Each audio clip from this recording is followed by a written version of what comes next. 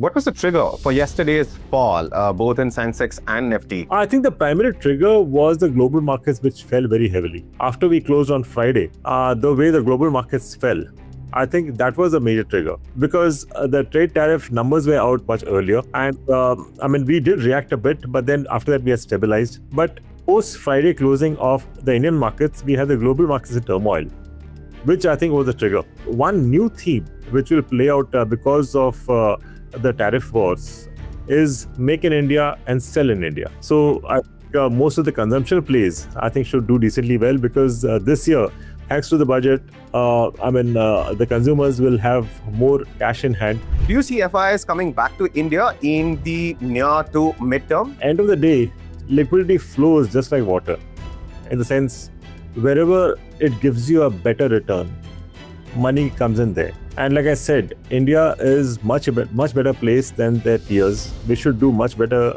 economically. Hello and welcome. You're watching The Mint. I'm Abhishek Singh.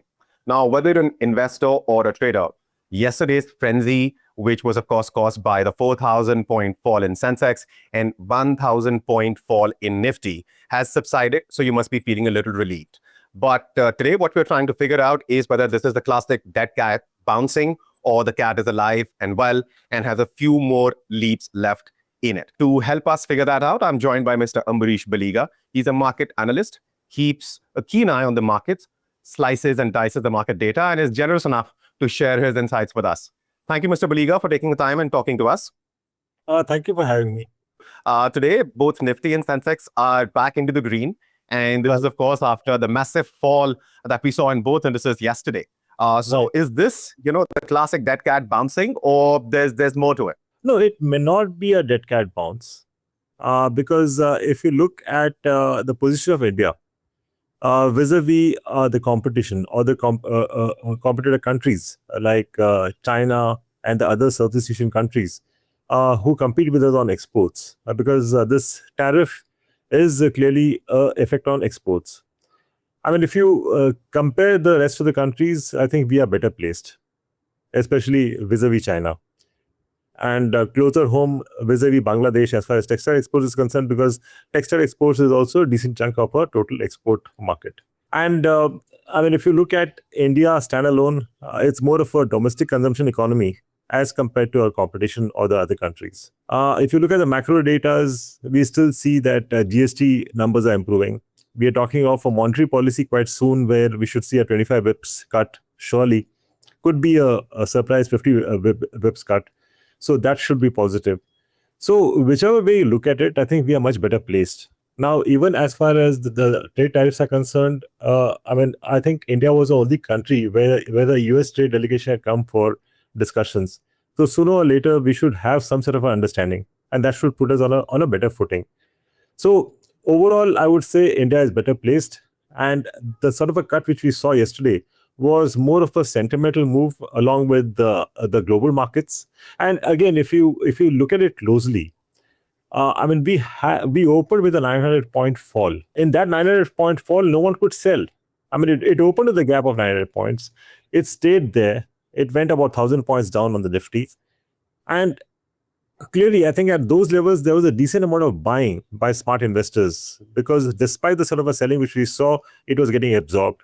And towards the end of the session, the last 15 minutes of the session, we had a spirited rally. It was about a 250 point rally towards the end. So that shows that smart investors have been buying at lower levels. Now, why should they be buying at these levels?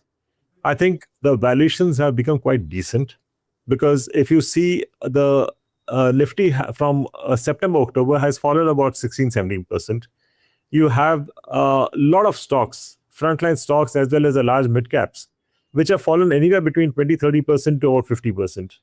So quite a few of them have become, have come in a decently valuation easy mode. So I think at these levels, there's a decent amount of value buying happening.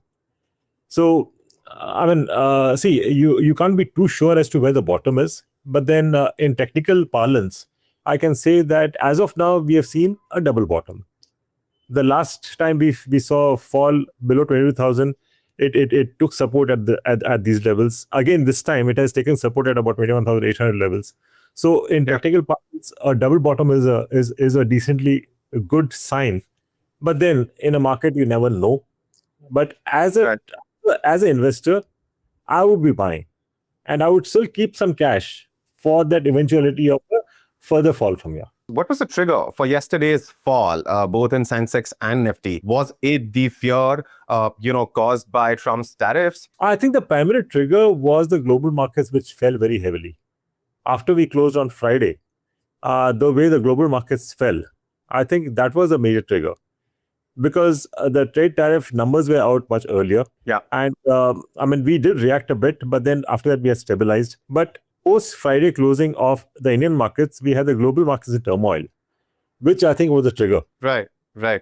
And what are some of the sectors that you're looking at in terms of where perhaps investors and long-term investors in particular can perhaps start taking positions? See, I'm looking across, but I think one new theme which will play out because of the tariff wars is make in India and sell in India. So most of the consumption plays, I think, should do decently well because this year, thanks to the budget, the consumers will have more cash in hand. We have seen, the tax cuts will take effect from April. So people will have more money by the end of April. And number two, we have seen increase in DA for the central government employees. There should be the 8th pay commission coming in. And at the same time, when we're talking of monsoons, it's again expected to be normal this year. So overall, I think it's positive for consumption. So that's one theme which will play out, which will be across FMCG, it will be across light goods. I'm also positive on auto, not auto ancillaries to that large extent, but auto, because if you purely see ex Tata Motors, none of them are really exporting to US, and it's more of a domestic story. So that's one space to be positive on. From the point of view of exports, I would be positive on specialty chemicals because that's where the competition was from China. And in the last 4 years, we have built sort of world-class capacities.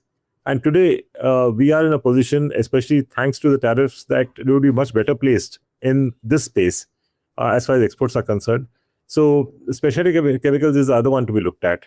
And textiles, surely, because as compared to Bangladesh, I think we are in a decent position as of now. So, that's one space which should take off. I don't expect the pharma tariffs to come in, although President Trump has talked about it.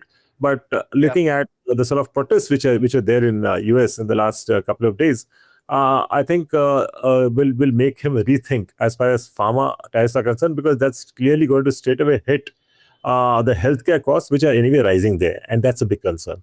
Right. So that's some sectoral analysis.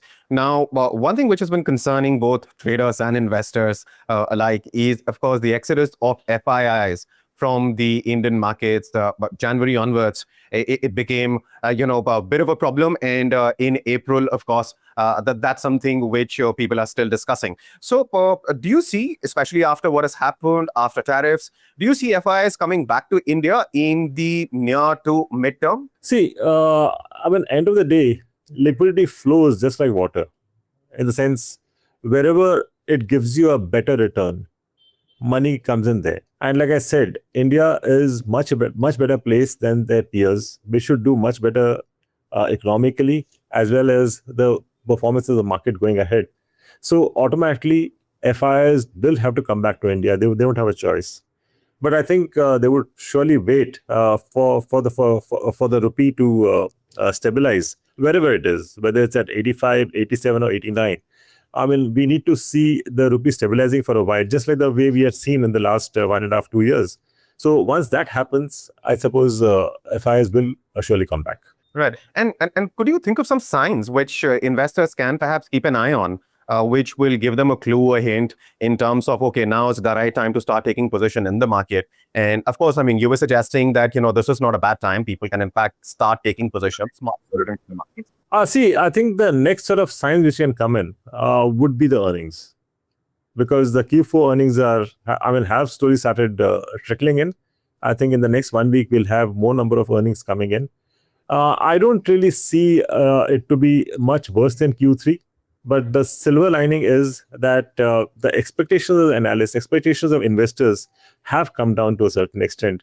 And again, markets is always about relative performance.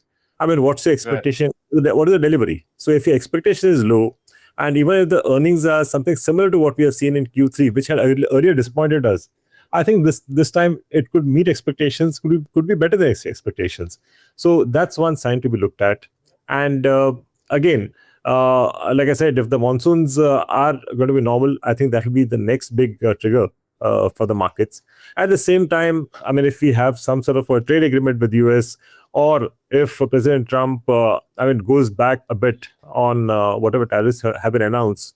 And as far as the geopolitical, the environment is concerned, I think if that is stable globally, I don't see any reason as to why our market should go down any further from here. I think we should see the markets going up, but like I said, it may take a while. It may tire out at least for the next couple of months. Right. On that note, thank you so much, Mr. Baliga, for taking the time and talking to us. Thank you.